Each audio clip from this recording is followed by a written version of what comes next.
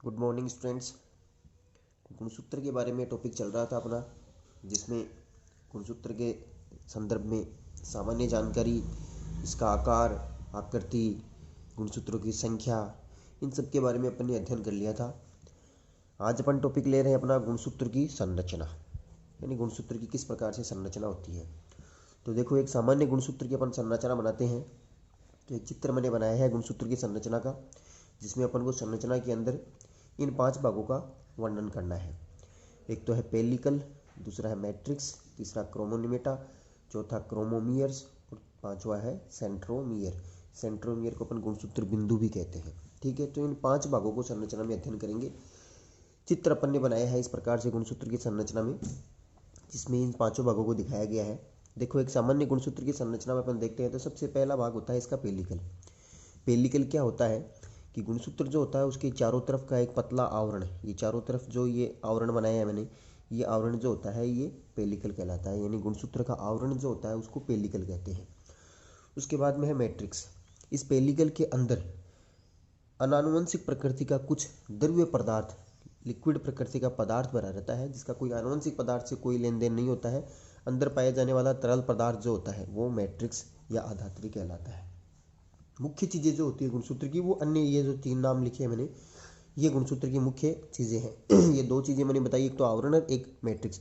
ये गुणसूत्र के अंदर कोई भी आनुवंशिक पदार्थ से संबंधित भाग नहीं है। आनुवंशिक पदार्थ से संबंधित भाग जो है, आगे की ये 3 चीज़ें जो बता रहा हूँ मैं, ये है गुणसूत्र की संरचना में। मुख्य रूप से तीसरा जो भाग है वो है क्रोमोमियर्स, सॉरी क्रोमोनिमेटा। क्रोमोनिमेटा बोल दो या क्रोमोनीमा बोल सकते हैं, इसे एक ही बात है। क्रोमोनिमेटा या क्रोमोनीमा होता क्या है कि पेलिकल के अंदर और मैट्रिक्स के पास में, यानी पेलिकल आवरण के अंदर की साइड में 2 सूक्ष्म धागेनुमा अत्यधिक कुंडलित तंतु पाए जाते हैं। देखिए, दिख रहे हैं आपको, एक तंतु ये जो कुंडलित है और धागेनुमा संरचना में इस प्रकार से पूरे पेलिकल के अंदर तक फैला हुआ है, और दूसरे वाला ये भी इसी प्रकार से अत्यधिक कुंडलित होकर के और धागेनुमा पतली तंतु के समान संरचना में पाया जाता है। तो ये 2 जो सूक्ष्म तंतु जो मैट्रिक्स के अंदर पाए जाते हैं, ये वाले दोनों तंतु कहलाते हैं क्रोमोनिमेटा या क्रोमोनीमा। यही तंतु जो होते हैं, जब कोशिका विभाजन होता है तो कोशिका विभाजन के समय जब समसूत्री विभाजन में प्रोफेज अवस्था आती है, उस समय पर यही तंतु जो होते हैं अत्यधिक संघनित होकर के क्रोमेटिड का निर्माण करते हैं। अंतरावस्था जब आती है कोशिका विभाजन, हम अगला चैप्टर पढ़ेंगे, कोशिका विभाजन की अंतरावस्था के अंदर क्रोमेटिड, क्रोमोनिमेटा ही क्रोमेटिड बन जाते हैं। और वास्तव में क्रोमेटिड क्या है, देखो, क्रोमोनिमेटा, क्रोमोनीमा और क्रोमेटिड। क्रोमेटिड क्रोमोनिमेटा से ही बने हुआ एक संरचना है, जिसको अपन अर्ध गुणसूत्र भी कह सकते हैं। यानी क्रोमोनिमेटा आगे चल करके किसका निर्माण करेगी, क्रोमेटिड का। और क्रोमेटिड जो है उसको अपन अर्ध गुणसूत्र भी कह सकते हैं, यानी गुणसूत्र का आधा भाग। देख सकते हो आप, एक पूर्ण गुणसूत्र के अंदर 2 क्रोमोनिमेटा पाए जाते हैं। इन यही क्रोमोनिमेटा आगे चल करके क्रोमेटिड कहलाती है। तो अपन अभी इनको एक बार क्रोमेटिड नाम दे दें कि एक क्रोमेटिड ये, एक क्रोमेटिड ये, दोनों क्रोमेटिड मिलकर के एक पूर्ण रूप से एक गुणसूत्र का निर्माण करती है। यानी एक पूर्ण गुणसूत्र के अंदर कितनी क्रोमेटिड होती है, 2 क्रोमेटिड होती है। तो एक क्रोमेटिड को अपन अर्ध गुणसूत्र यानी आधा गुणसूत्र का आधा भाग भी कह सकते हैं। तो गुणसूत्र के अंदर प्राथमिक तौर से ये क्रोमोनिमेटा जो पाई जाती है, जो अत्यधिक तंतु रूपी संरचना है, कुंडलित संरचना है, जो पेलिकल के अंदर की तरफ पाई जाती है, उनको क्रोमोनिमेटा या क्रोमोनीमा, जो आगे चल करके क्रोमेटिड या अर्ध गुणसूत्र कहलाती है, ये पाई जाती है। ठीक है, अब उसके बाद में अगली संरचना में भाग है अपना क्रोमोमियर्स। क्रोमोमियर्स क्या होते हैं, ये क्रोमोनिमेटा जो होता है उसके ऊपर सूक्ष्म कणिका रूपी संरचनाएं पाई जाती है। बिंदु के समान या कण के समान सूक्ष्म संरचनाएं जो पाई जाती हैं उनको क्रोमोमियर्स कहते हैं। दिख रही है आपको, ये जो इस प्रकार से गोलाकार दानेदार संरचनाएं पाई जाती है, कणी रूपी संरचनाएं पाई जाती है, जो किस पर है, जो क्रोमोनिमेटा के ऊपर पाई जाती है, उनको क्रोमोमियर्स कहा जाता है। उसके बाद में अगला गुणसूत्र का भाग है सेंट्रोमियर। सेंट्रोमियर अपन गुणसूत्र बिंदु को भी कह सकते हैं। अब देखो, सेंट्रोमियर समझने से पहले मैं आपको 2-4 चीज़ें और बता रहा हूँ। एक पूर्ण गुणसूत्र जो होता है उसमें 2 जगह पर खांच बनती है। खांच का मतलब संकीर्णन, यानी 2 जगह से दबा हुआ रहता है। यहाँ ऊपर से अपन बनाते हैं तो यहाँ पर देखो ये इस प्रकार से संकीर्णन हो गया। संकीर्णन का मतलब ही दब जाना। एक तो यहाँ से संकीर्णन बना है, फिर उसके बाद में दूसरा संकीर्णन यहाँ पर हुआ है, 2 बार संकीर्णन हुआ है। तो ये वाला जो संकीर्णन जो होता है ये प्राथमिक संकीर्णन कहलाता है नीचे वाला, और ये ऊपर वाला जो होता है ये द्वितीय संकीर्णन कहलाता है। यानी पहले संकीर्णन यहाँ से हुआ और दूसरा संकीर्णन यहाँ पर हुआ। जो प्राथमिक संकीर्णन हुआ है यहाँ पर दोनों क्रोमेटिड जो होती है आपस के अंदर जुड़ी हुई रहती है। दोनों क्रोमेटिड, जैसे अपन एक गुणसूत्र की संरचना अपन बिना पेलिकल के अपन नॉर्मली अपन जब कोई भी डायग्राम बनाते हैं गुणसूत्र का तो इस प्रकार से बनाते हैं कि इस प्रकार से अक्ष की आकृति में गुणसूत्र बनाते हैं।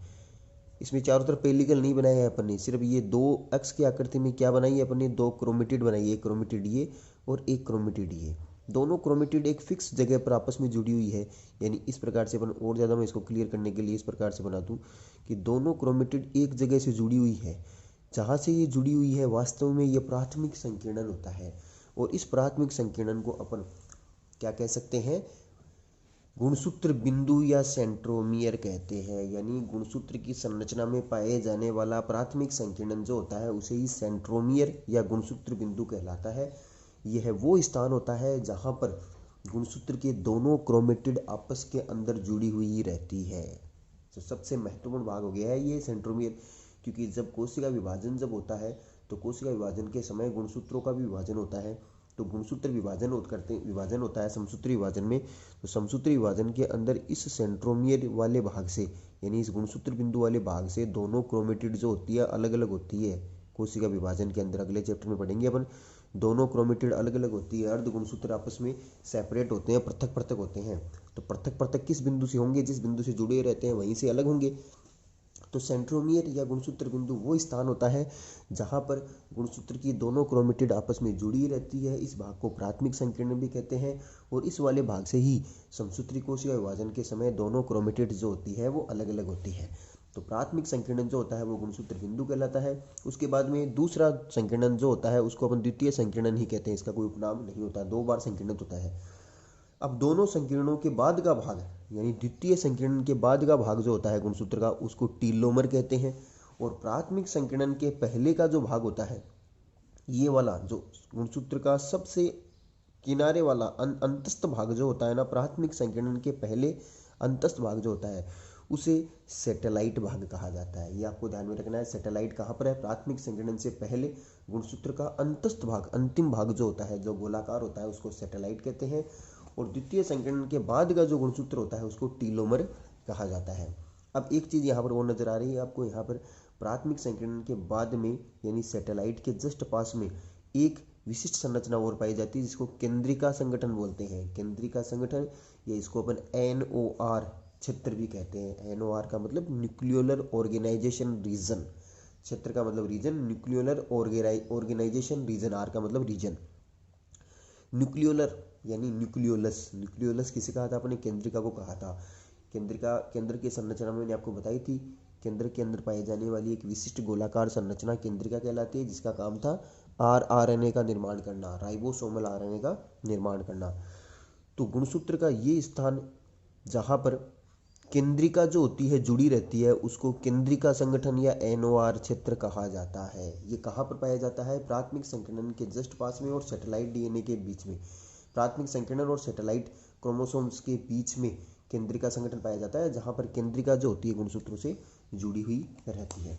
इस प्रकार से एक गुणसूत्र की संरचना होती है जिसके अंदर मुख्य रूप से अपन ने कौन कौन से भाग पढ़े हैं, पेलिकल पढ़ा है जिसको गुणसूत्र का आवरण भी कहते हैं, मैट्रिक्स आवरण के भीतर पाया जाने वाला एक तरल प्रकृति का पदार्थ जो वास्तव में अनानुवंशिक प्रकृति का होता है, आनुवंशिक पदार्थ इसमें नहीं होता है।